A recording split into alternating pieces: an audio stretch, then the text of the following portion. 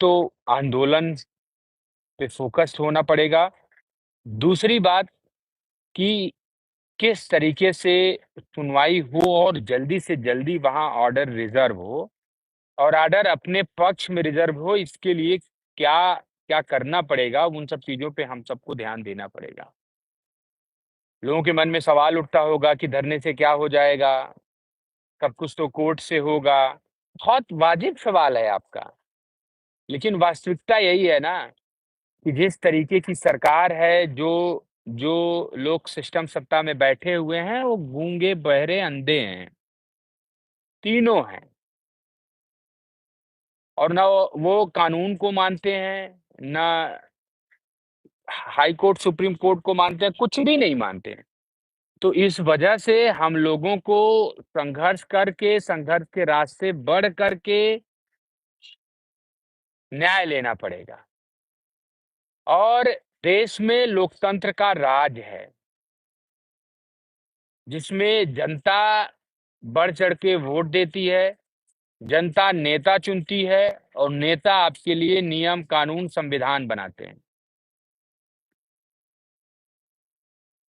इन सब चीज़ों के लिए हमको अपनी आवाज़ उठानी पड़ेगी। हमको उन नेताओं तक अपनी आवाज़ मजबूती तक पहुँचानी पड़ेगी कि हम उसी समाज के उपेक्षित लोग हैं, जो लोग लगातार 5 साल से लखनऊ के इको गार्डन में संघर्ष कर रहे हैं और ये संघर्ष लगातार चल रहा है। ये खिंचवा लीजिएगा अपना। ठीक है? और ये संघर्ष जब तक उन सिस्टम में बैठे लोगों तक नहीं पहुँचेगा, कोई मतलब नहीं है कोर्ट से आदेश कितनी भर्तियों के लिए हुआ है।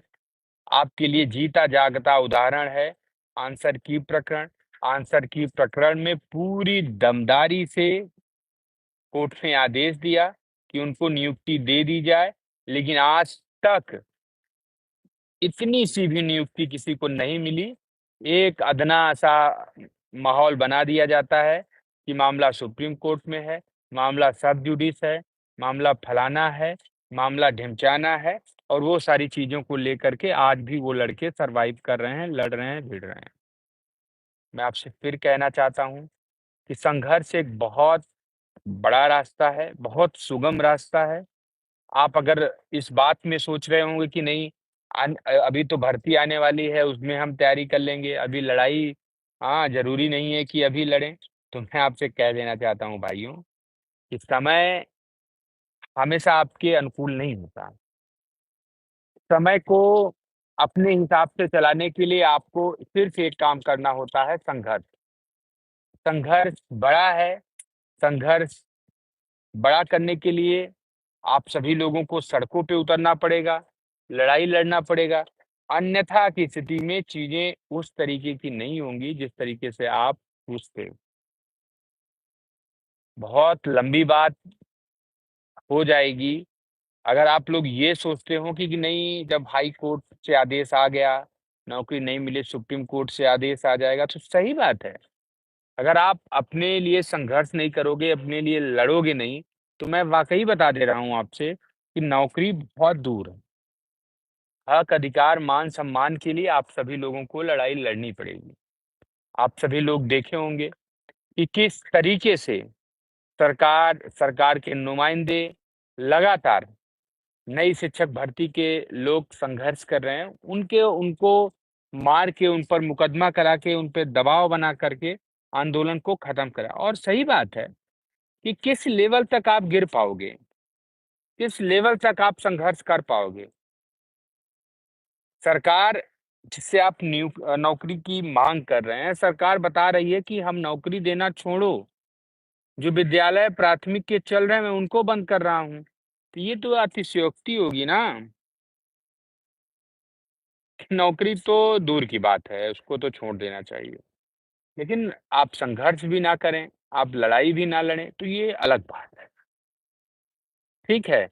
तो इसके लिए आप सभी लोगों को संघर्ष करना पड़ेगा, लड़ाई लड़ना पड़ेगा। समय आएगा, आपका आएगा। आज आप देख रहे होंगे कि ब्राह्मण कौम के लोग परेशान हैं कि हमारे पीछे पूरी दुनिया क्यों पड़ी है। इसका जीता जागता उदाहरण है भाई कि जब जो लोग पढ़ जाएंगे, लिख लेंगे, लड़ने लायक हो जाएंगे, सक्षम हो जाएंगे, तो सवाल करेंगे कि हर सिस्टम में श्रेष्ठ आप क्यों? हर सिस्टम में आप लोग श्रेष्ठ क्यों? भाई मेहनत हम कर रहे हैं, पढ़ हम रहे हैं, अच्छा कपड़ा हम पहन रहे हैं, अच्छी अच्छी जगह हम पढ़ रहे हैं, अच्छा जीवन हम जी रहे हैं, लेकिन श्रेष्ठ आप क्यों? आप भी मेहनत करिए, आप भी संघर्ष करिए, आप भी लड़ाई लड़िए। लेकिन आज जो दौर आ गया है वो बदल गया है। लोग कहते थे ना कि एक टैग उनके ऊपर लग जाता है कि हम सब प्रबुद्ध जन हैं, ठीक है?